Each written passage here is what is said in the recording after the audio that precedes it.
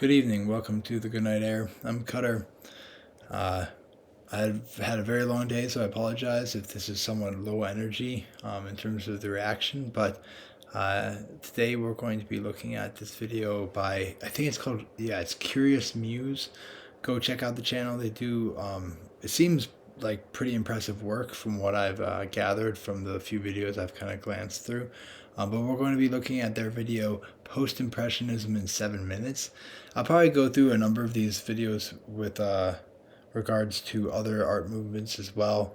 It's just another decent resource to kind of dive deeper into some of these ideas we're going to cover on this channel of mine. But anyway, so one of the major things I think is interesting is the interactions between different movements in art and obviously in literature as well, but in art and music and philosophy, where future generations react to and deconstruct and add on to as well past thinkers and past artists and past movements and theories, etc. And so it's interesting to see this movement where, from what I remember, it depends on who you ask, but it seems to have begun in earnest as a movement in the 1880s, which is still during the time of Impressionism. And it goes past the official kind of end date of Impressionism as an artistic movement. But it's interesting that you would have, the very movement that claims it is coming after another movement, its original movement that birthed it, simultaneously, unfolding in parallel to that original movement. It's very interesting to think that. Maybe it's more common than I would imagine, but it does seem like to have something that's post something else, you would want the previous thing to be basically dead in the first place. But anyway, let's dive into this video and figure out what we're looking at.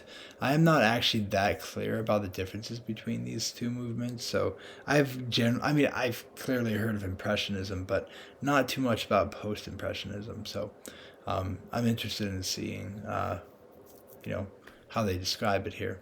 Let's start this then.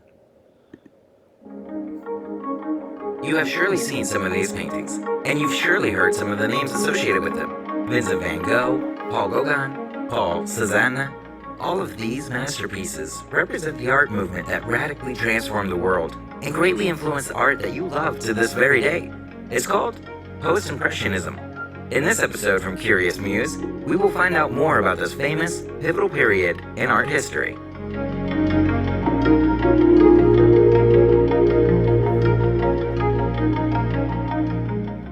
If you'd like to see more art episodes, be sure to give us a like and tell us which topics you want to learn about next. Art has always been about expression and creativity, but there was a time, centuries ago, when it was very rigid and set in its ways. The Impressionist era revolved around finite, realistic depictions of the world. Beautiful, classic, but maybe a bit boring? That's what several up-and-coming artists thought. Vincent van Gogh, Paul Gauguin, Georges Seurat, Paul Cézanne.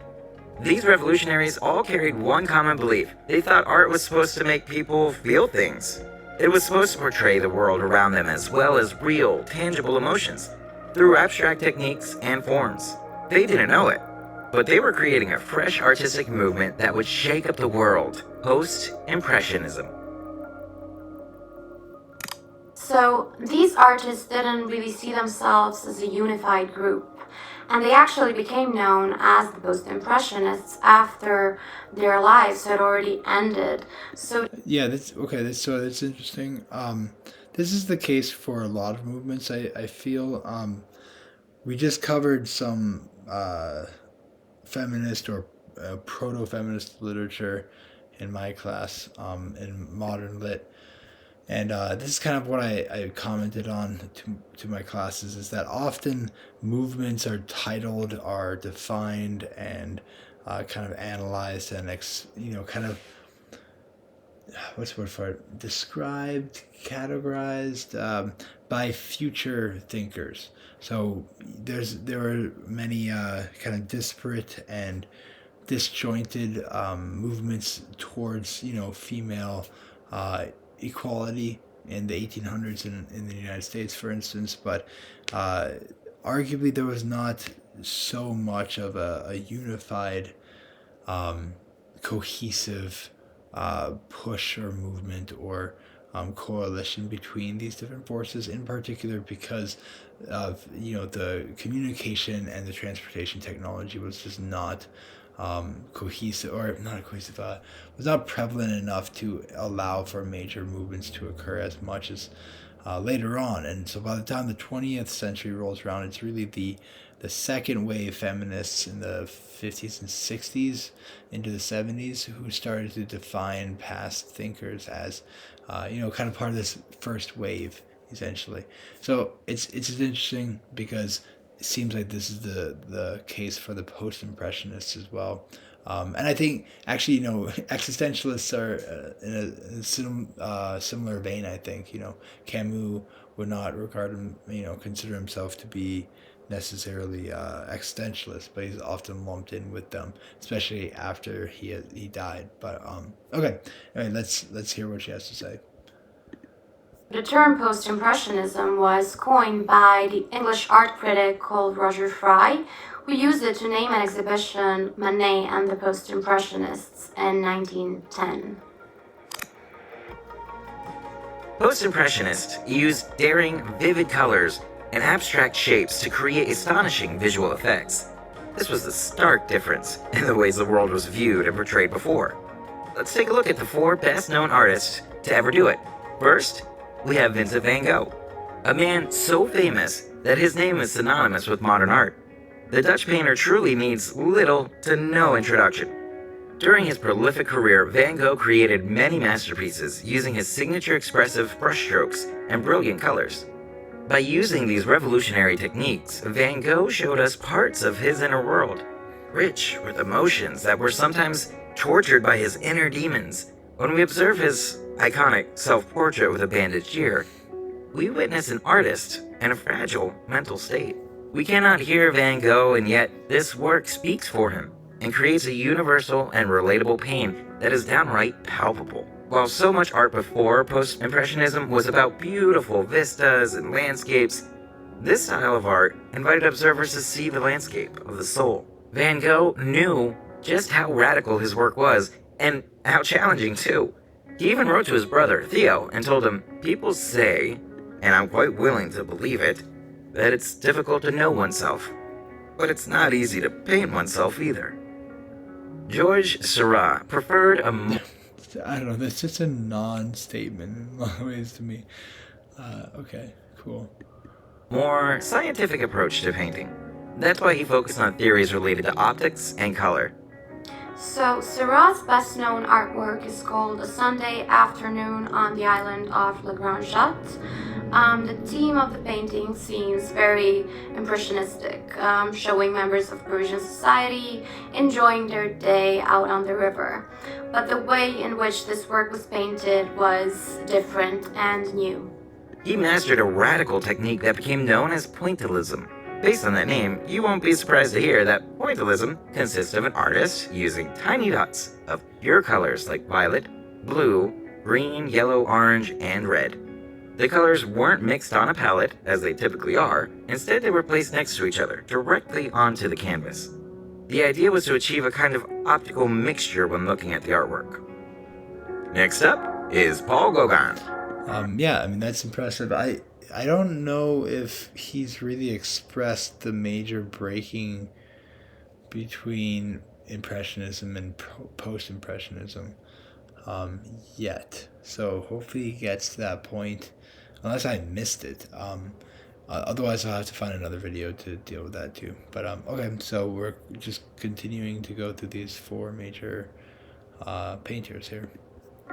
Gauguin crafted his post-impressionist artworks using brilliant, vivid colors and simple forms. During his life, Gauguin traveled extensively and went all around the world in hopes of locating inspiration. He went to Brittany, then Arles, where he shared a house with Van Gogh for 2 turbulent and troubled ones. Now an accomplished world traveler, Gauguin then visited Martinique, Panama, and lived in Tahiti for the majority of the last 12 years of his life. It was there that he made some of his best-known works, but he led quite a problematic lifestyle. He was known to engage in sexual relationships with Tahitian teenage girls for many years. Gauguin's work shows how many experts, critics, and historians have to view art as a product that is both independent of its creator, but also heavily influenced by him too. Does art exist without the artist? Can you Yeah, I mean, that's a really good question. Man, I don't know if I have an answer to that myself. I don't know. I mean, it's hard because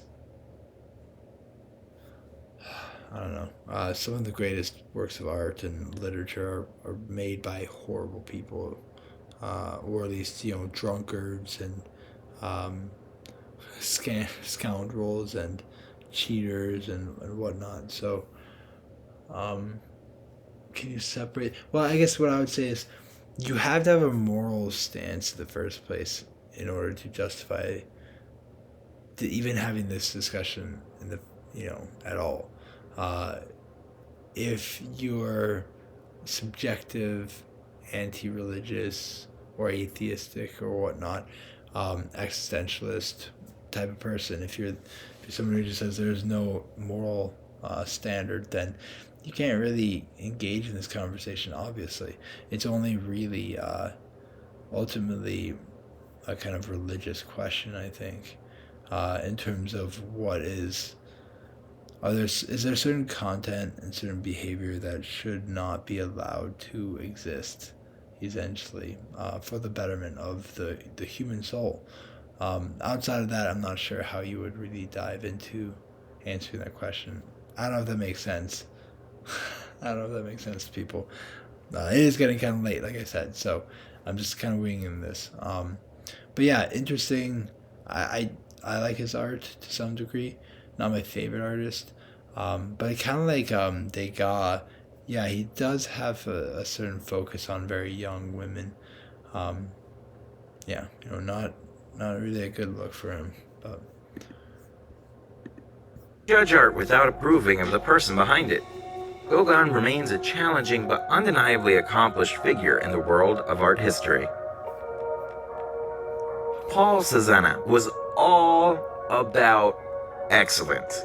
A perfectionist in so many ways, this famous painter liked to slave over his work for long hours, focusing on each and every detail meticulously, and never settling for anything short of flawlessness.